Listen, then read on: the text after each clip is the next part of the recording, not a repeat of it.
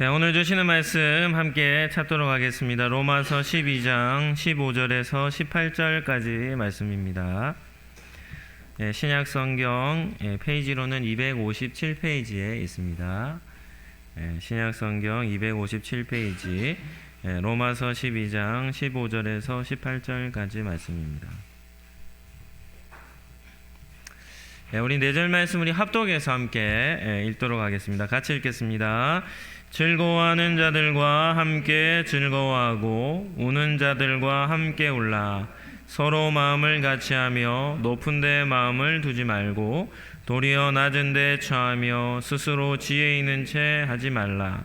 아무에게도 악을 악으로 갚지 말고 모든 사람 앞에서 선한 일을 도모하라.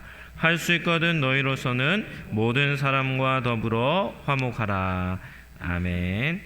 오늘 로마서 12장 말씀을 가지고 푸르름의 공동체라는 제목으로 말씀을 잠시 나누도록 하겠습니다.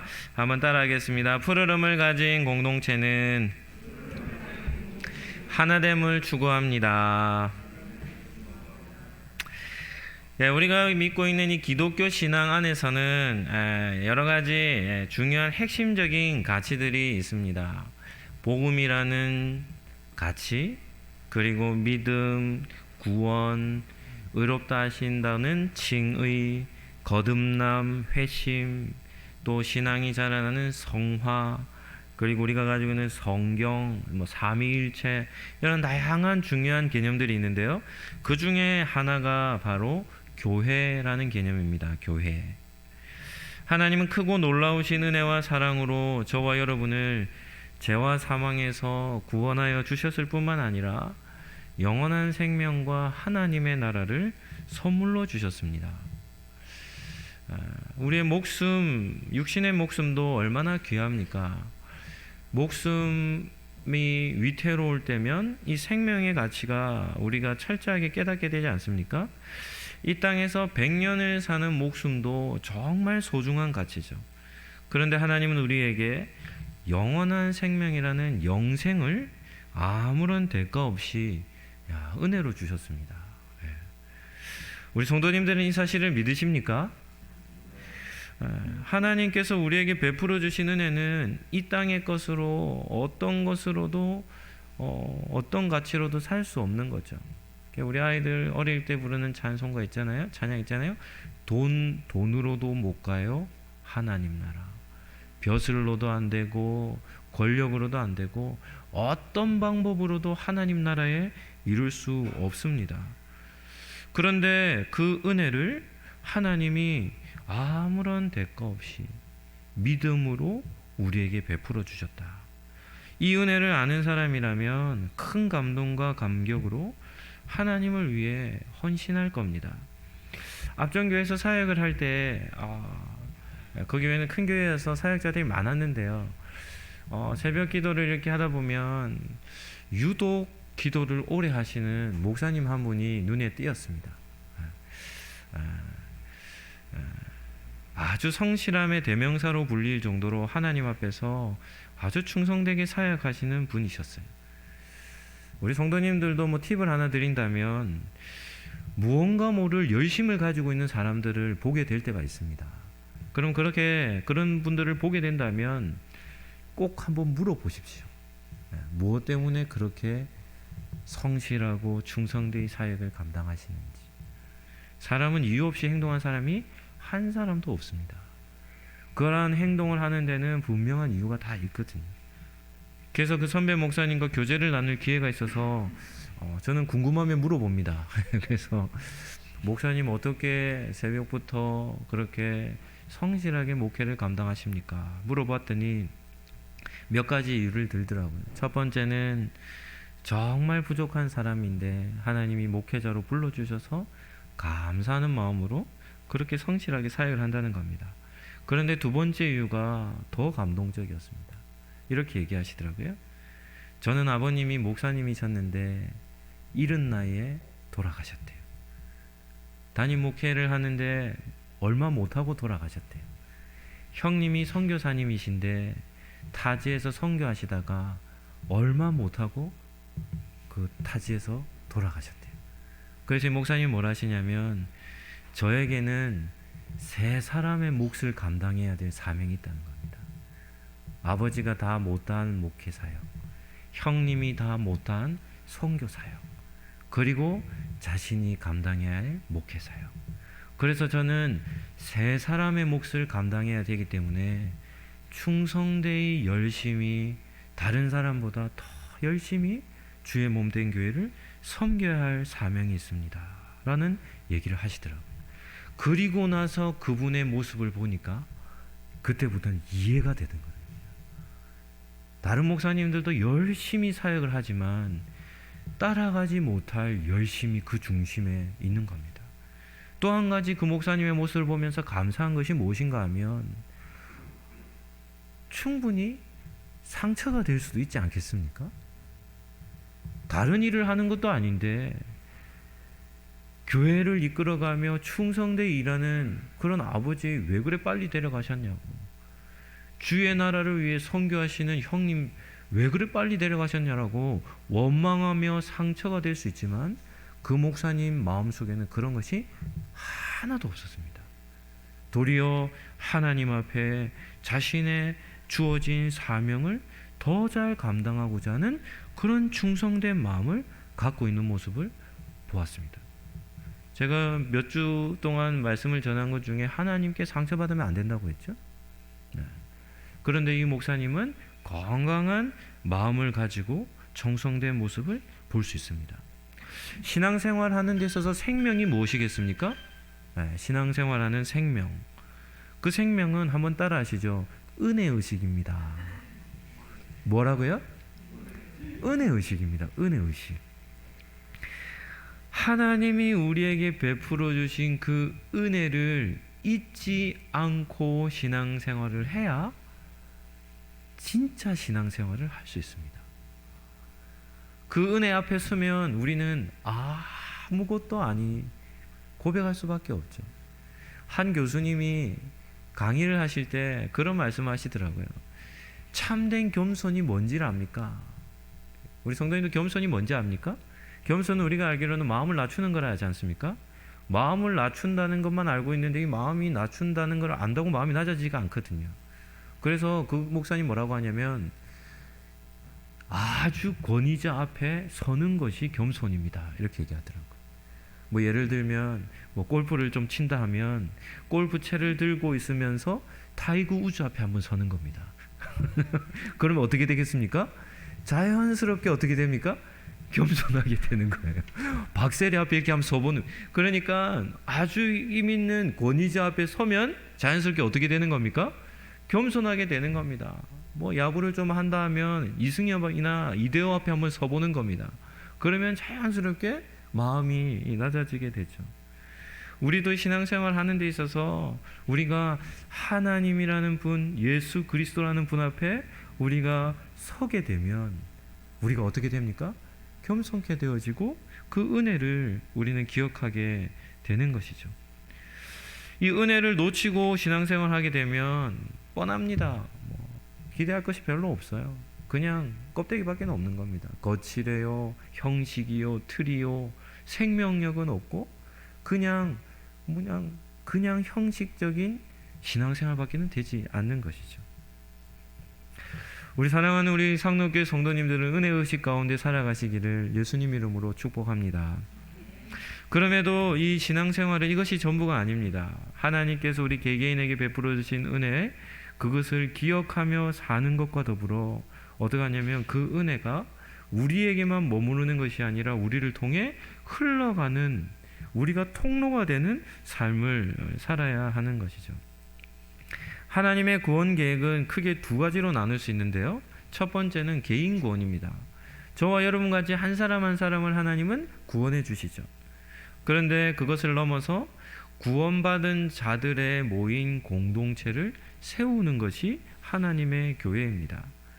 하나님은 구원받은 개인을 통해서 그들이 모여 형성된 교회 공동체를 채우는 것이 최종 목적입니다. 따라서 한 사람 한 사람도 중요하지만 그 한 사람 한 사람이 모인 교회 공동체 또한 어마어마하게 중요합니다. 하나님의 꿈은 개인의 구원을 넘어 공동체를 이루는 것에 있기 때문입니다. 그 공동체를 이루는 것이 교회이고, 또 다르게 표현하면 하나님의 나라를 세우는 것입니다. 하나님의 나라를. 어떤 분들 중에는 이런 분들이 있습니다. 교회를 너무 우습게 생각하는 겁니다. 교회를 너무 우습게 생각하는 겁니다. 이거 정말 잘못된 태도이죠. 이유가 무엇입니까? 교회는 작다고 무시당하고 크다고 뭐 인정받고 이렇게 하는 건 아닙니다. 지상에 세워져 있는 모든 교회는 다 그 머리 대신 주인이 예수님이세요. 예수님이세요. 그렇기 때문에 뭐 우리보다 좀 작은 교회다, 힘이 없는 약한 교회라고 해서 무시하고 이럴 할 필요가 없습니다. 정말 조심해야 될 태도이죠. 교회는 하나님의 꿈이 있습니다. 하나님의 계획이 있습니다. 그리고 머리 되신 분이 예수님이시죠. 그러기 때문에 지상에 세워져 있는 모든 교회는 다 너무나도 소중한 가치가 있는 것이죠. 우리가 교회입니다 라는 찬양에 보면 이런 가사가 있습니다.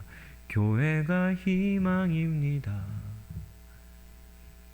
하나님의 관점에서 세상을 본다면 하나님께서 기대할 만한 공동체가 있겠습니까?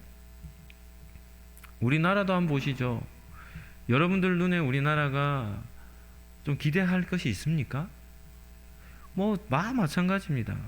교육기관도 마찬가지고 어느 영역이든 다 마찬가지입니다. 이 세상은 하나님을 인정하지 않을 뿐만 아니라 하나님을 무시하기 때문에 하나님의 꿈을 이루어 드릴 수 있는 개인이라고 한다면 성도가 되고, 공동체라고 한다면 교회가 되는 것이죠.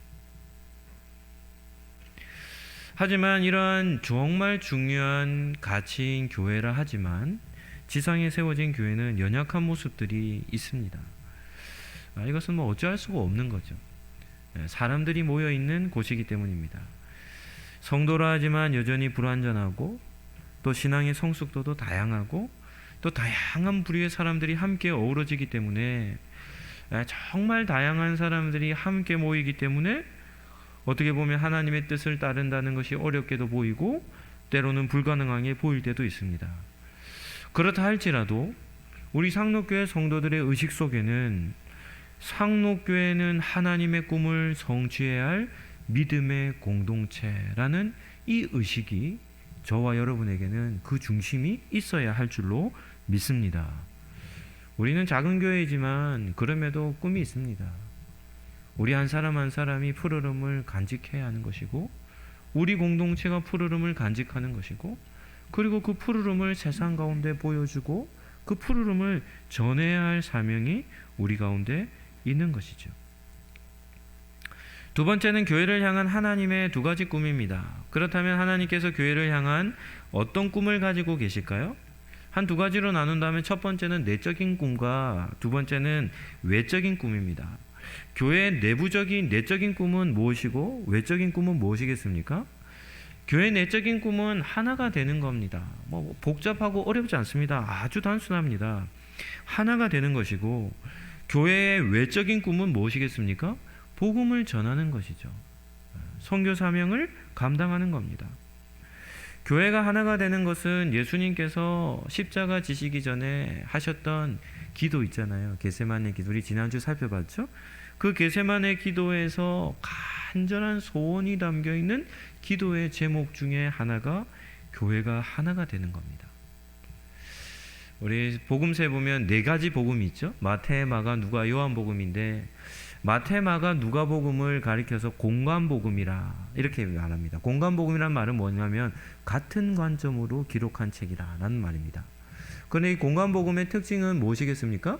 역사 순서대로 기록을 해놓은 겁니다. 예수님의 출생으로부터 예수님의 죽으심까지 역사적인 순서대로 기록해 놓은 것이 이 세 가지 복음서고, 그리고 마지막에는 요한복음은 공관복음에 해당되지 않습니다. 왜냐하면 요한복음은 예수님에 대해서 독특한 신학적 관점으로 기록해 놓았습니다. 그리고 이 사도 요한이라는 인물은 예수님의 어떤 제자였습니까? 수제자였죠. 수제자였기 때문에 다른 복음서와는 또 다른 측면들을 보여줍니다. 우리는 다른 복음서에서는 겟세마네 동산에서 예수님이 기도하실 때 다른 마테마가 누가에서는 한 가지 기도 제목밖에 없습니다. 그것이 무엇입니까? 나의 원대로 마옵시고 누구의 원대로요? 아버지의 원하는 대로 되기를 원합니다 라고 해서 예수님의 자신의 뜻을 굽히시고 하나님의 뜻에 순종하셔서 십자가의 길을 걸어가시는 기도 제목밖에 없어요. 그런데 요한복음 17장에 보면 예수님의 대제사장적 기도라고 해서 겟세마네 기도에서 기도하신 구체적인 기도의 제목이 사도 요한을 통해서 소개가 됩니다. 요한복음 17장 21절 22절 말씀입니다. 제가 한번 읽어드릴 텐데 한번 보시죠. 아버지여, 아버지께서 내 안에 내가 아버지 안에 있는 것 같이 그들도 다 하나가 되어 우리 안에 있게 하사 세상으로 아버지께서 나를 보내신 것을 믿게 하옵소서. 내게 주신 영광을 내가 그들에게 주었사오니, 같이 한번 읽어볼까요? 이는 우리가 하나 된 것 같이 그들도 하나가 되게 하려 함이니이다. 예수님의 겟세마네 기도에서 우리가 깨달아야 할 것이 무엇인가 하면 예수님께서 당신의 십자가로 인하여 세워질 교회 공동체를 위해 기도하는데 그 교회가 하나 되기를 위해서 땀이 핏방울이 되도록 기도하신 겁니다. 그런데 여기에서 우리가 중요한 것은 교회가 하나됨의 수준을 우리는 볼 수 있어야 되죠. 예수님이 이렇게 말씀하십니다. 아버지와 내가 어떻게 된 것 같이요? 하나인 것 같이. 교회가 어떻게 되기를 원한다고요? 하나가 되기를 원한다는 겁니다. 교회의 하나됨의 수준이 어떻습니까? 하나님과 예수님의 하나되심, 완전한 하나지 않습니까? 어떤 갈등도 없는, 그야말로 한 몸 되어진 하나와 하나가 되신 것처럼 지상에 세워진 교회도 하나 되기를 위해서 간절히 기도하신 겁니다. 그뿐 아닙니다. 신학 성경에서 교회론을 가장 잘 표현해주는 책이 에베소서인데요. 에베소서도 이것을 아주 강조합니다. 에베소서 4장 1절에서 6절 말씀인데 제가 한번 읽어드리도록 하겠습니다. 그러므로 주 안에서 갇힌 내가 너희에게 권하노니 너희가 부르심을 받은 일에 합당하게 행하여 모든 겸손과 온유로 하고 오래 참음으로 사랑 가운데 서로 용납하고 평안에 매는 줄로 성령이 하나 되게 하신 것을 힘써 지키라. 같이 한번 읽어볼까요?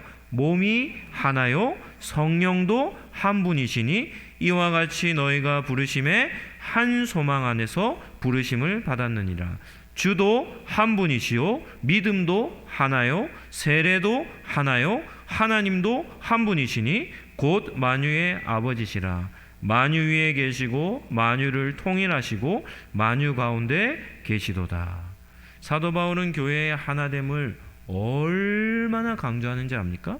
성령께서 교회를 한 몸 되게 하셨기 때문에 성도들은 하나 되도록 힘을 써야 한다. 그리스도의 몸으로서 하나요 성령 한 분, 부르심도 소망이 한 소망으로 불렀다는 겁니다. 그 교회 공동체의 부르심은 한 목적을 가지고 있는 거죠. 주님도 한 분, 믿음도 한 분, 세례도 한 분, 만물의 주인 되신 하나님도 한 분이시다. 교회의 근원이 되시는 삼위 하나님이 한 분이시기 때문에 그리스도의 몸된 교회는 하나가 되어야 한다는 것을 강조하는 겁니다. 세 번째는 하나가 되는 네 가지 방법에 대해서 잠깐 살펴보겠습니다. 오늘은 설교가 좀 짧습니다. 명랑운동회가 있기 때문에 몇 분들이 저에게 그러시더라고요. 명랑운동회가 있는데 예배 시간이 좀 짧아야 되지 않겠습니까? 그 말은 설교를 짧게 하라는 말이잖아요. 저는 말을 잘 듣는 사람이기 때문에 예스. 네. 그래서 오늘은 설교가 좀 짧다는, 이제 거의 다 맞춰가니까 너무 부담 안 가지셔도 됩니다. 네. 한국 교회에 강해 설교자로 유명한 이동원 목사님이라고 계시거든요. 지구촌 교회 아주 탁월한 설교가입니다. 그런데 그분이 그러시더라고요. 자기 교회 성도들이 제일 은혜 받는 말이 뭔가 하면 마지막으로 하면 전 성도들이 아멘. 네, 오늘 설교 기자한다는 거 기억하시면 되겠습니다. 오늘 로마서 12장 말씀을 가지고 한 네 가지 정도 하나 되는 방법 살펴보겠습니다. 교회가 하나가 잘 되지 못하는 이유는 하나 되는 방법을 잘 알지 못하기 때문입니다. 첫 번째는 16절 말씀입니다. 서로 마음을 같이하며 높은 데 마음 두지 말고 도리어 낮은 데 처하며 스스로 지혜 있는 체 하지 말라. 교회가 하나 되는 첫 번째 방법은 낮은 마음을 가지는 겁니다. 하나가 되기 위해서는 반드시 어떻게 하냐면 낮은 마음 상태가 돼야 합니다. 마음이 낮아지면 나타나는 현상은 기가 열립니다. 그래서 서로 간에 소통이 되는 것이죠. 서로 간에 소통이 되지 않고서는 하나가 될 수 없습니다. 교회는 한 목적을 갖고 있기 때문에 똑같은 목적을 가지고 뭐 서로의 의견차는 있을 수 있지만 그럼에도 잘 조율해서 그 한 목적을 이루는데 우리는 힘써야 하지 않겠습니까? 바울은 마음을 낮추되 어디까지 낮추냐라면 낮은 사람과 대화할 정도. 세상은 낮은 사람들에게는 길을 닫습니다. 아무리 큰 소리를 쳐도 길을 열지 않습니다. 그런데 그렇게 가장 낮은 사람들의 말을 들을 수 있을 정도로 마음을 낮추라라고 이렇게 기록을 하고 있죠. 두 번째는 선한 일에 힘을 써라 합니다. 17절에 보시면 아무에게도 악을 악으로 갚지 말고 모든 사람 앞에서 선한 일을 도모하라. 그럼 17절에 나오는 선한 일은 어떤 일이겠습니까? 17절에 나오죠. 나에게 악한 일을 행한 사람, 그 사람에게 어떻게 행하는 겁니까? 선하게 행하는 겁니다. 공동체 가운데 악을 악으로 갚겠다라는 보복 심리가 존재하는 한 그 공동체는 결코 하나가 될 수 없습니다. 왜냐하면 그런 보복 심리는 서로를 원수 관계를 맺거든요. 그게 하나가 될 수 없는 것이죠. 한번 따라 하시죠. 억울한 일을 당해도 선하게 대화합시다. 제가 예전에도 한번 했죠. 한 번 더 하겠습니다. 옆에 사람 보시고 이렇게 한번 얘기하시죠. 당신의 인격이 어떠하든지